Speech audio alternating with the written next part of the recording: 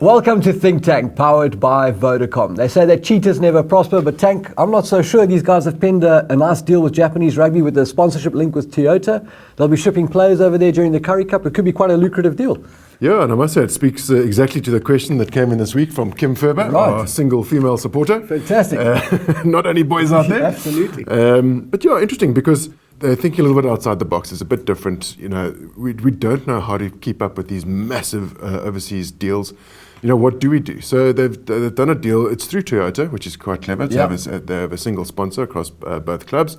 And Verblitz then becomes the de facto sort of Free State Japanese club. So how long will the money last? I mean, it's definitely going to last until the World Cup. So there's some glory there for at least 5 years. You know, do they get an off-season was probably my first question. But the fact that only 2 of them can play each week and they sign about 6-7 marquee players, the standard of rugby, as much as they try and talk it up, isn't great. Right. So, you know, it is almost an off-season. So I think it kind of works both ways. For how long it will last, who knows? But, you know, make hay while the sun shines. I suppose they wouldn't be sitting on their laurels here anyway because they'd be playing Curry Cup rugby. So in terms of having an off-season after Super Rugby, that really wouldn't happen either if they stayed. Yeah, exactly. So it's just that you probably would have had some sort of off-season if you played only in South Africa. Not much. I mean, there's not much off-season anyway these days.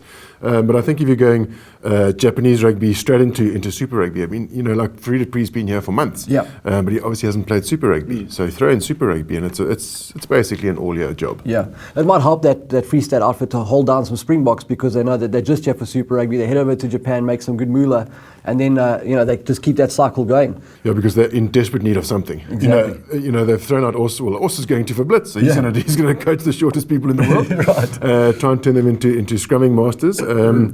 Naka's out after 118 games in charge. So, you know, that broom seems to be quite fierce. And perhaps this is part of that whole new broom.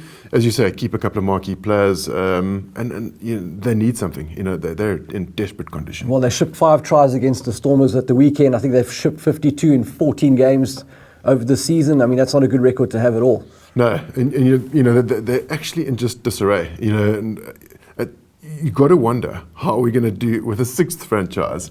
You know, if the Cheetahs are in such disarray, what are we going to do with a 6th franchise, which is going to sort of further dilute the talent pool? It's a real concern for next year. Yeah. Speaking of tries scored this season, of the top 11 try scorers, 10 are backs, and of those 10 guys, 6 of them are those monster backs that we see from overseas. That's something we don't have in South Africa, and potentially a big issue for us, not only in Super Rugby but going into a World Cup. Look, I know you and Heineke may have pillow talk about just don't spill the beans. Massive size freaks. But I do think you have a point, and I think rugby has changed. You know, Nyavora, Nahala, Nadalo, these oaks are massive. So I think, and you know, I wasn't a fan of the move to begin with, but Pierce Beast, okay, it's not happening for him at 8. Great example. You know, when goes to sleep when the going gets tough, it's just not happening for him. Dwayne Vermeulen is the incumbent. Spies, I've always been a fan. He's just such an athlete. It's perhaps too late in the process for the World Cup. But, you know, I think we've just got to try him at wing. And, you know, if we get a chance, if the Bulls are out of Super Rugby now, you know, maybe ask them just to give him a chance at wing. See what happens there. Another one is a little bit out the blue is Warren Whiteley. You know, such a good player. Probably, you know, is never going to take out Dwayne Vermeulen. I mean, maybe he also needs to look to get out wide. Maybe we do need to think about getting some man beasts out wide instead of the smaller guys. Yeah, I mean, there is a trend in New Zealand to use some smaller backs, but those guys are sometimes in the half-back positions. You look back historically in South Africa, guys like Brent Russell, even Fabian Juries, got shifted out to the wing initially and had to try and make a living out there. It really does stunt your attack. Completely. And I do think the game has evolved. And perhaps it's a reason why we're so obsessed about the one-off runners and playing off 9. Absolutely. You don't even play off 10 even. Whereas they're happy to play 12, they're happy to have 3 passes in the tram line because they're almost not guaranteed, but they've got a much more better chance of recovering the ball if a big man gets smashed out. They can go wide and then restart their attack. Exactly. We can't do that. That's what the Crusaders do so wonderfully well. So, Tank, talking about the Crusaders, they've got a really good scrum, and that's something that the Stormers have also got. They've used that to maximum effect, especially in the last couple of weeks, to ramp up their attack. The Cheetahs just couldn't get out of their half. They just said every time they pitched up on a scrum, they had a penalty conceded. Stormers kicked them back into their half, and the pressure mounted. 5 tries for the Stormers, the first time since 2011.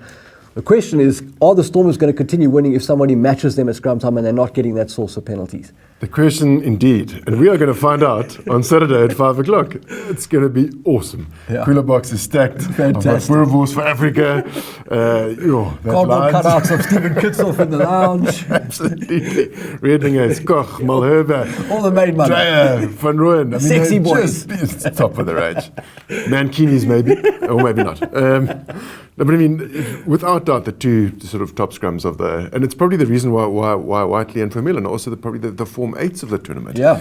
You've spoken often about what do you do off a good scrum, your number 8 picks and goes. Yeah. And perhaps Spies are the exact opposite. The Bulls have been a dreadful scrum. So, Sure, fair enough. I'm not defending him, but Yeah. I mean, it's perhaps one of the reasons why he's had such an off season. Yeah. But back to Saturday evening, so it's going to be really, really interesting to see what transpires there, because one has to assume that the scrums will be relatively even, which then makes both sides have to play a different kind of game. Right. And then Elton Yankees he's been phenomenal at 10. A guy that I thought shouldn't have been selected a year ago. It's now probably in the box frame.